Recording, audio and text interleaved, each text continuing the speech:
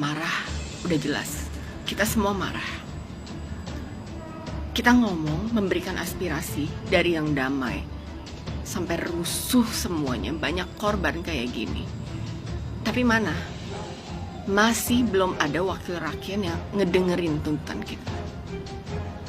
Yang ada malah jalan-jalan ke luar negeri, kabur, terus cuman ngilang, terus membiarkan aja masyarakatnya di tengah kekacauan gini yang udah pada marah, sedih, bingung, frustasi, semua jadi satu. Gak ada, bos, kita demonstrasi bukan mau joget di sini, goblok.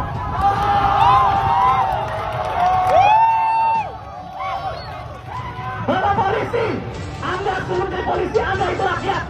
Di depan Anda ini rakyat, di dalam sana Dewan Perwakilan Rakyat. Sekarang Bapak pikir dalam hati, yang menyuarakan isi hati Bapak, mereka atau kita, Pak? Jadi teman-teman sekalian, jangan mau dipropaganda. Musuh kita DPR, bukan rakyat. Waspada sama intel-intel, waspada sama mahasiswa, pakai jaket mahasiswa, tapi mukanya kayak dosen. Waspada. Dan di tengah demonstrasi ini ada yang berusaha memecah belah. Jadiin sesama warga negara sebagai kambing hitam. Memprovokasi dengan isu-isu yang sengaja dimainkan supaya kita saling curiga dan saling benci. Kita harus sadar, lawan kita bukan sesama rakyat, melainkan sebuah sistem yang dipenuhi keserakahan dan kebodohan di kursi kekuasaan. Karena gak ada satupun nyawa, seperti almarhum Afan Kurniawan, yang pantas melayang hanya demi nutup aib DPR.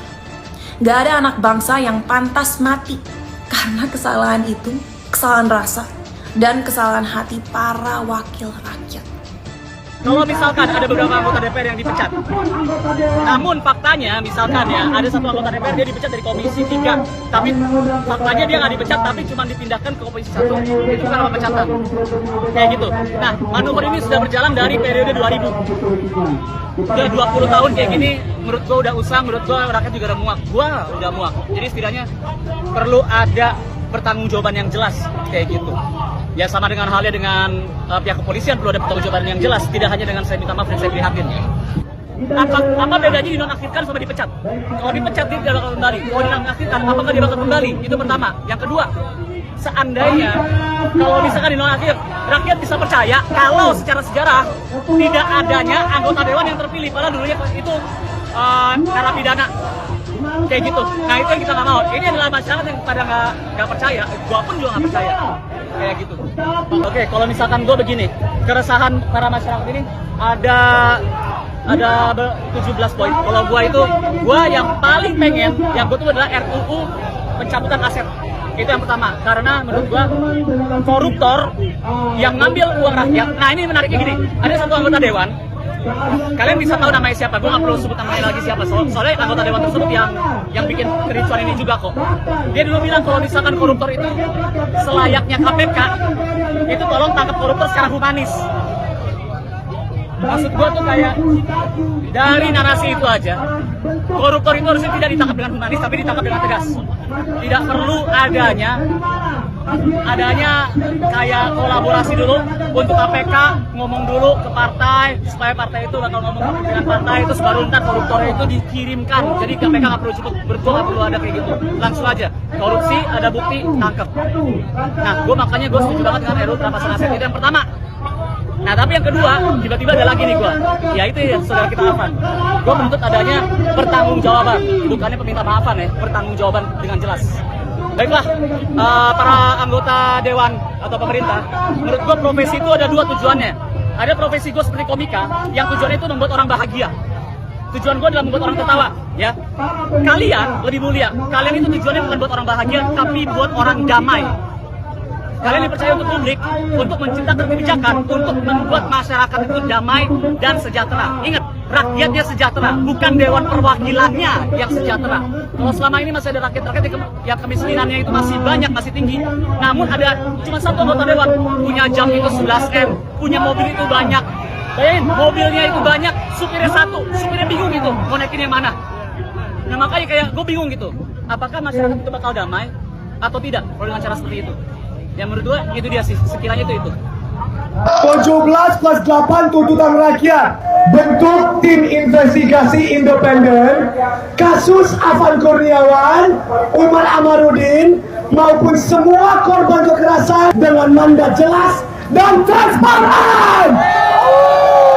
Hentikan keterlibatan TNI dalam pengamanan sipil. Bebaskan seluruh demonstran yang ditahan. Tangkap, adili, dan proses hukum secara transparan para anggota dan komandan yang memerintahkan dan melakukan tindakan kekerasan. Hentikan kekerasan oleh kepolisian dan taati SOP pengendalian massa yang sudah tersedia.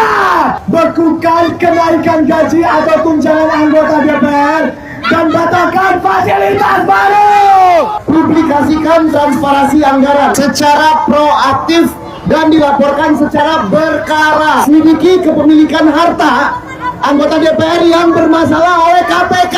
Periksa anggota yang melecehkan aspirasi rakyat. Partai harus pecat atau jatuhkan sanksi tegas kepada kader partai yang tidak etis dan memicu kemarahan publik. Setuju? Umumkan komitmen partai untuk berpihak kepada rakyat di tengah krisis. Anggota DPR harus melibatkan diri di ruang dialog publik.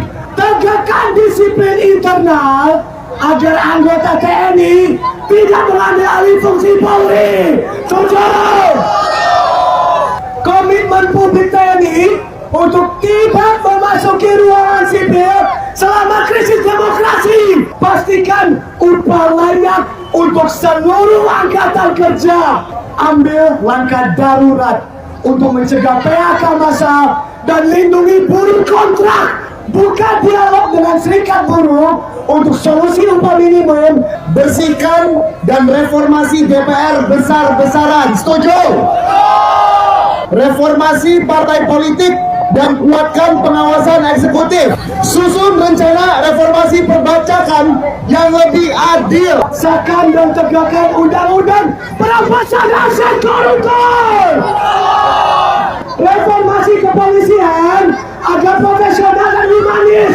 TNI kembali ke barat tanpa pengecualian. Setuju? Perkuat Komnasan dan lembaga pengawas independen. Yang terakhir, tinjau ulang kebijakan sektor ekonomi dan ketenagakerjaan. Setuju semuanya? Transparansi. Reformasi. Empati. Tuntutan kita jelas. Apa maunya kita? Maunya kita itu punya wakil rakyat yang memang kompeten, yang bisa kerja mewakili suara rakyat. Emang gak gampang. Kita tahu gak gampang, makanya kita butuh orang yang kompeten yang bekerja di pemerintah untuk memajukan hidup masyarakat jadi lebih baik. Kalau isinya orang-orang gak kompeten kayak kalian, yang kerjanya cuma bikin marah masyarakat, sekarang situasinya kayak gini, salah siapa? Wakil rakyat di DPR yang jagonya tuh cuma ngabisin uang pajak rakyat, yang jagonya tuh cuma dana aspirasi, dana tunjangan komunikasi, jalan-jalan ke luar negeri, yang lagi di Australia nih sekarang. Ada juga yang kabur ke Singapura, ke Guangzhou lah, kemana lah. Pakai apa? Pakai duit kita itu semuanya. Kalau masih tahu diri, pulang, bertanggung jawab, mundur dari jabatan apapun itu, supaya suasana lebih kondusif sekarang ya. Karena ini kita udah marah banget ini, kita masyarakatnya udah marah banget sekarang.